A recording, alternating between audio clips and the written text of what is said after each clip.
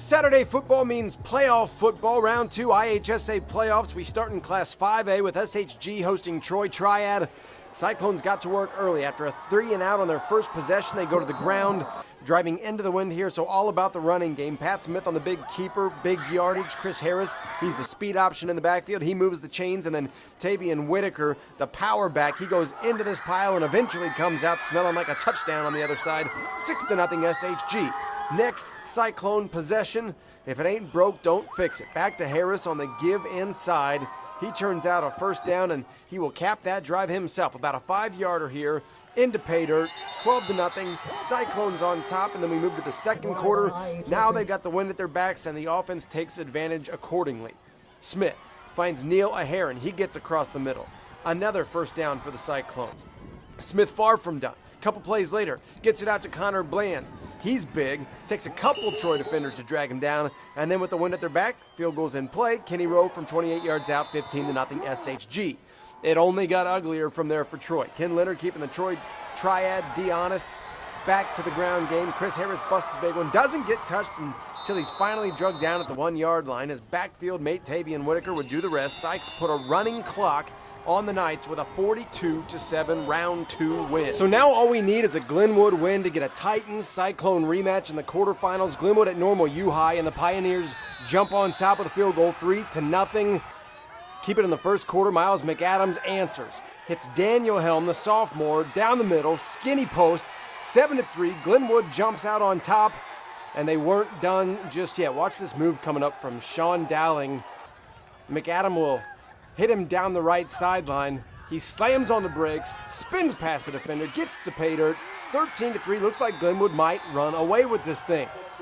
Pioneers had other plans though. Second quarter, Pioneers have a really nifty quarterback, speedy guy, quick, he's small, he gets down between guys and he busts this for a touchdown. 13-13 with that score. We're all tied up.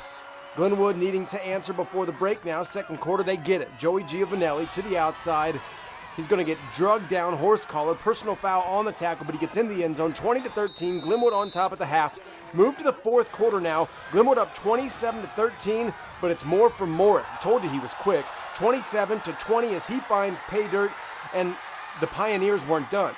They would get the ball back, drive all the way down, and then on their 13-yard line, fourth quarter, fourth down, it's going to be Eric Kerr coming up with a big tackle on the screen pass. That seals the deal for Glenwood. They will move on. We're going to get that rematch. SHG and Glenwood next week thanks to today's 27-20 win. To Class 4A, Zach Grant and Wes Lunt looking to further assault the state record books, but an emotional game.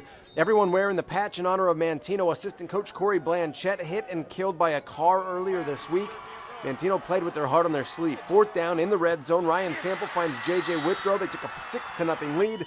First punch thrown comes from Manteno. But here comes Lunt and Grant. Quick out. Grant would do the rest. 65 yards back across the field. He had 8 catches for 211 yards in the first half. This touchdown tied things at 6. And in the second quarter, the Rocket defense would come alive. Garrett Dooley wore his big boy pants to Rocket Booster Stadium on Saturday. He intercepts Manteno quarterback Sample. That's a pick 6. Rockets up a score. And then on Manteno's next possession, it's Austin Green hiding in the bushes. Another INT for the Rocket defense. It would turn into another Rochester score. Give the ball to Garrett Dooley. 5 yards out, 21-7 Rochester. But Manteno would not go away before the half. This is another great quarterback wide receiver combo here. It's J.J. Withrow from Sample. That score pulled Manteno to within 7, 21-14 at the break. Second half, they keep hanging around. Rochester up 2 scores again, not for long. Sample, Withrow, we talked about this. That combo is good. Down at the 1, it sets up the touchdown run from the Wildcat formation.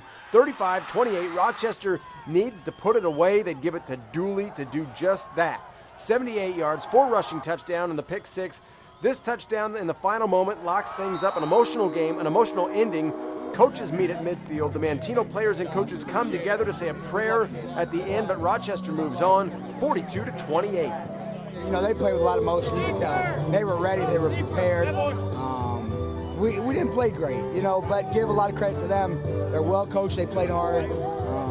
And you know, but I tell them, you know, I've been around a lot of games in the playoffs with my dad, and this sometimes you just got to get through, and this is one of those games we just got through, and you move on, and thank the Lord. Everyone knows that we're going to be a big passing team. I mean, we got West going to OSU, so they got to stop the pass, and us running it, it opens up the offense. They don't know what to do, and it just leaves them guessing. He pulled it off in the end, you know, and the O-line did too. When we needed that touchdown, we got it, and that speaks a lot about this team and their character. We're you know, everybody's bigger than us. And when they knew we were running and we could still run it, that was big. So that was big. Dooley played a great game. We keep rolling. Class 3A, a Prairie State Conference rematch between North Mac and Staunton, and North Mac is playing their best football at the right time. Talk about big boy pants. Johnny Williamson wearing his as well. First offensive play for Staunton, it's 44 in the backfield, and then later that drive, 3rd and long. Williamson again the pressure and the QB sack. North Mac would get the run game going after that. Matt Evans is never the biggest guy on the field, but he's normally the fastest. 21-yard game would get the Panthers deep into Staunton territory, but on the 1-yard line, disaster. Fumble on the exchange.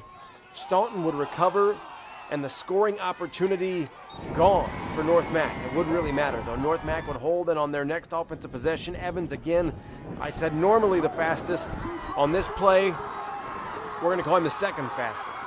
It shortened the field, though, and Evans would do the rest from there.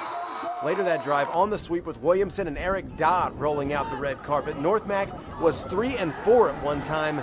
Now they're in the state quarterfinals in Class 3A with Saturday's 26-12 win. The game of the day took place in Camp Point. 2A playoffs between Williamsville and Camp Point Central. Looked like the Bullets might take it in a rout early, 20-7 at the half, but Camp Point not ready for their season to end. They battle all the way back, and with that field goal, we are tied at 23 late in the fourth quarter. Williamsville had another chance, but the Camp Point defense swarms Nick Rossetti. That sack would give it back to the Panthers. Less than a minute to go in the fourth quarter. They fumble it, though, on 4th down. Bullets recover, and with that, we're headed to overtime. Panthers get the ball first. They got a Division I kicker. He puts them up 3, 26-23. So now it's Williamsville's turn. Give it to Rossetti. He's going to keep it himself to the left side. Looks like he might get in, but a big defensive stand will stop him at the 1-yard line. Williamsville with a chance now to win it, and here is your game winner, Rossetti. Takes a snap, drop back, look to the right. He finds Clinton Fletcher wide open in the end zone for the win, 29-26. The Bullets advance with the win in round 2 against Camp Point Central. Auburn and MAROA-FORSYTH. MAROA has been to the state title game the last 2 years. Looks like they've got it in their crosshairs again.